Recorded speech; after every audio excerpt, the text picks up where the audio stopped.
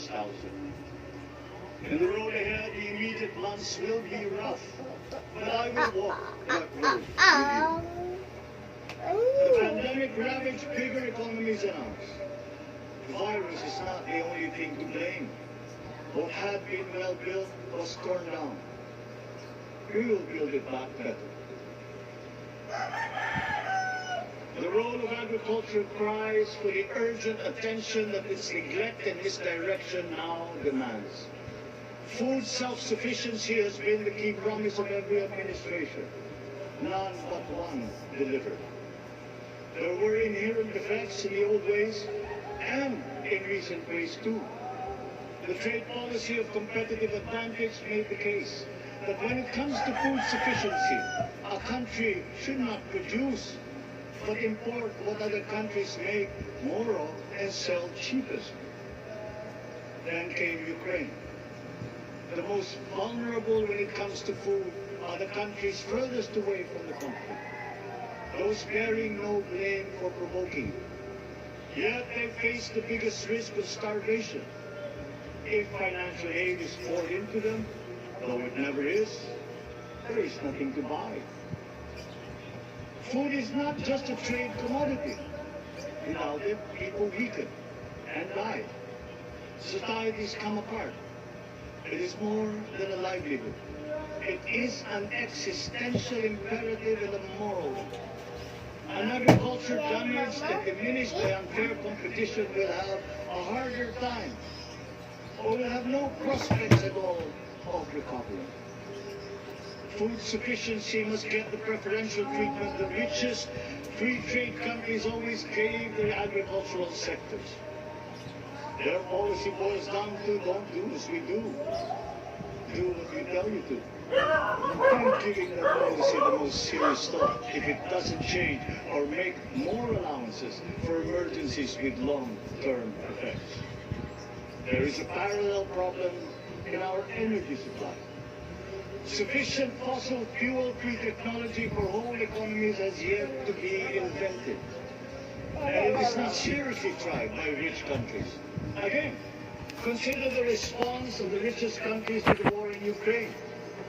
But surely, a free world awash with oil can assure supplies. Or we will find a way. We are not far from oil and gas reserves that have already been developed.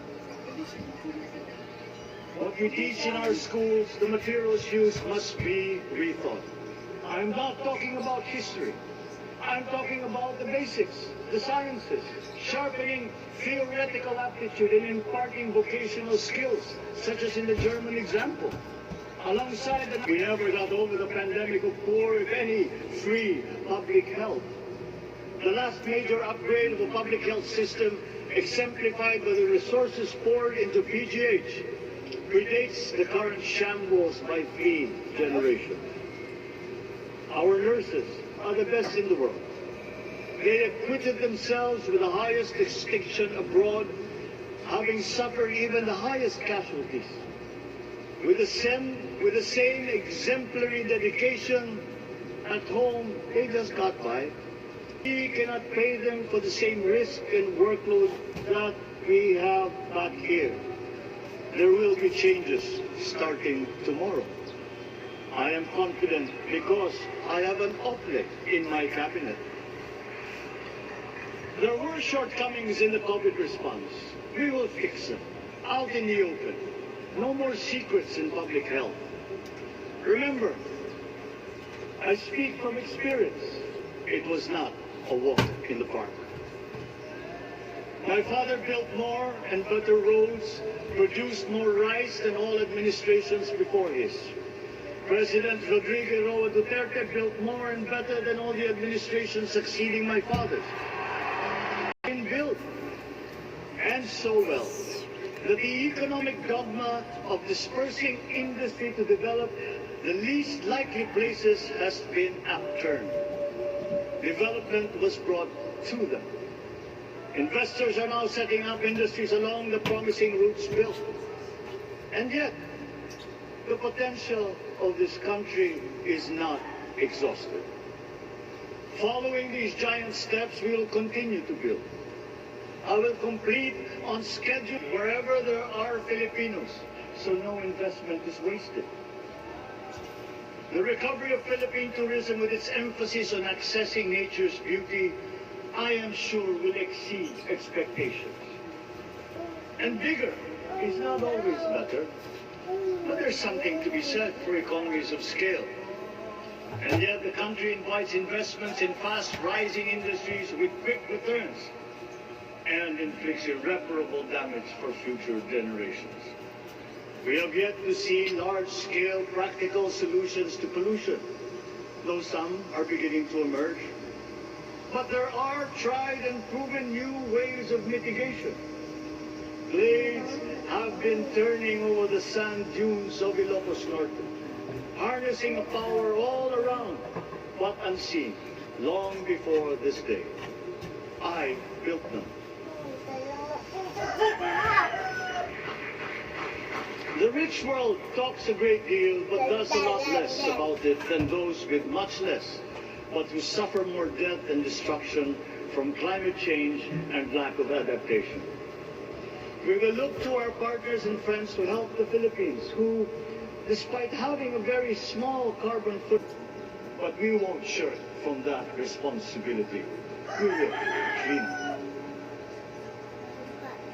it. You will not be disappointed, so do not be afraid. With every difficult decision that I must make, I will keep foremost in my heart and in my mind the debt of gratitude I owe you for the honor and responsibility that you have conferred on me. Whatever is in a person to make changes for the better of others, I lay before you now in my commitment. I will try to spare you. You have your other responsibilities to carry. But I will not spare myself from shedding the last bead of sweat or giving the last ounce of courage and sacrifice. And if you ask me why I am so confident of the future, I will answer you simply that I have 110 million reasons to start with. Such is my faith in the Filipino.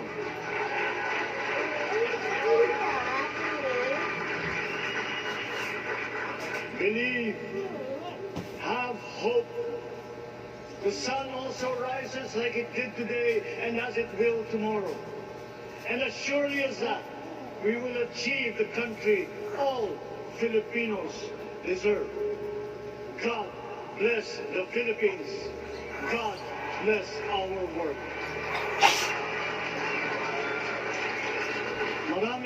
Maraming salamat po sa inyong lahat. Mabuhay ang Pilipinas. Magandang tanghali po.